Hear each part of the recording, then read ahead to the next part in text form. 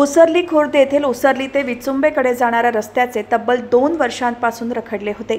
मात्र हे काम मार्गी लागणार असल्याने ग्रामस्थांनी सुटकेचा निश्वास सोडला आहे। गेल्या 30 ते 40 वर्षांपासून केवळ पायवाट असलेला हा रस्ता 2013, 2014, 2019 आणि 2020 आणि 2021 ते 2022 या वर्षात जिल्हा नियोजन योजनेतून एकूण 73,82,000 रुपये खर्च करून तयार करण्यात आला होता।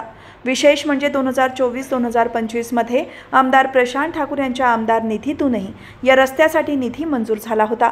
मात्र एका शेतकऱ्याने अडथळा निर्माण केल्यामुळे गेल्या 2 वर्षांपासून हे काम रखडले होते।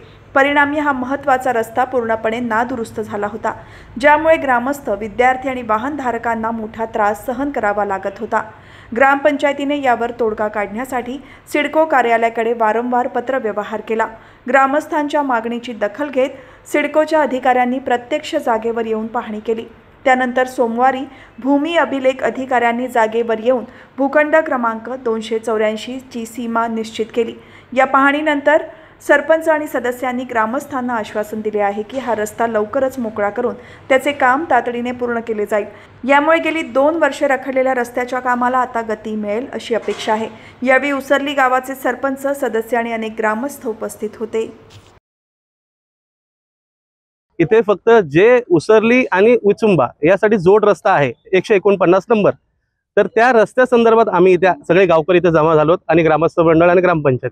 तर आम्हाला फक्त आमच्या हक्काचा रस्ता जो आमच्या पूर्वजात आहे आणि त्याच्यावर आमच्या इथून खर्च पडलाय 83 लाख रुपये। आज 2014, 2009, 2018 साली आमच्याकडून जे खर्च पडलेला आहे तेव्हा कोणती आड इथे या रस्त्याला आली नाही।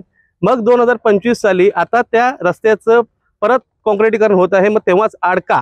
तर हा प्रश्न सगळ्या ग्रामस्थांच्या मनात होता।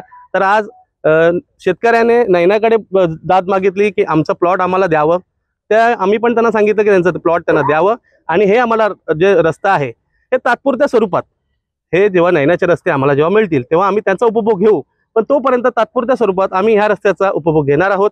दुसरी गोष्ट की हा रस्ता आत्ताच नसून 70-80 वर्षापासूनचा आहे आणि लोकांना खूप प्रचंड त्रास होत आहे। विद्यार्थी असू दे, ॲम्ब्युलन्स इथे असते किंवा परवा दिवशी तर मये तिथून दुसऱ्या रोडवरून नेणं झालं। 5 किलोमीटर लांबून प्रवास करावा लागतो उसरलीकरांना, म्हणजे एवढा भयंकर त्रास तुम्ही बघत असाल इकडे की कॉन्क्रिटीकरणाचं काम इथे पहिले झालेलं आहे आणि डांबरीकरणाचं आता कॉन्क्रिटीकरण होत आहे आणि आमदार साहेबांनी यासाठी निधी देखील मंजूर केलेला आहे। तर आता ते कुठेतरी गरजेचं आहे म्हणून आम्ही त्या रस्त्यासाठी भांडतोय आणि आम्हाला नैनाने पण सांगितलं आहे की त्या शेतकऱ्याचा कोणत्याही प्रकारचं नुकसान न होता त्याला जो 284 नंबरचा प्लॉट अलॉट झालेला आहे त्याची मार्किंग करून ती प्लॉट सोडून, त्या मार्किंग सोडून तुम्ही रस्ता तयार करण्यास कोणतीही हरकत नाही, तसं आमच्याकडे नैनाचं पत्रक आहे आणि आम्ही त्याच नैनाला कोऑपरेट करतोय, शेतकऱ्याला कोऑपरेट करतोय आणि इथे सर्वे झाल्यानंतर आम्ही त्यांची 284 नंबर प्लॉटची हद्द सोडून आम्ही कॉन्क्रिटीकरणाचं काम चालू करणार आहोत।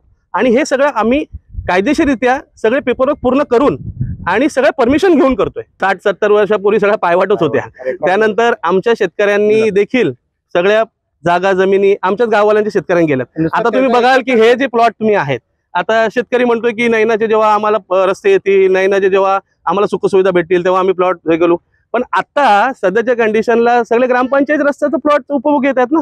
आता जे प्लॉट तुम्ही तिथे उभे आहात त्या प्लॉटला येणारा रस्ता हा देखील कोणत्या शेतकऱ्याचा आहे?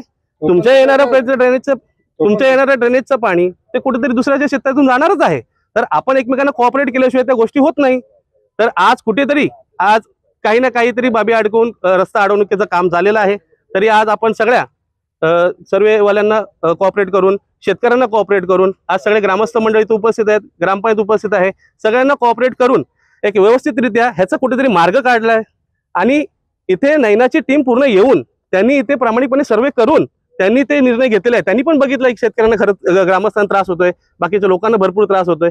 तर आम्ही सगळ्या गोष्टी शासनाच्या नियमानुसार चालून पेपरवर्क पूर्ण करून आम्ही ते रस्त्याचं काम आम्ही आता येत्या दिवसात चालू करू।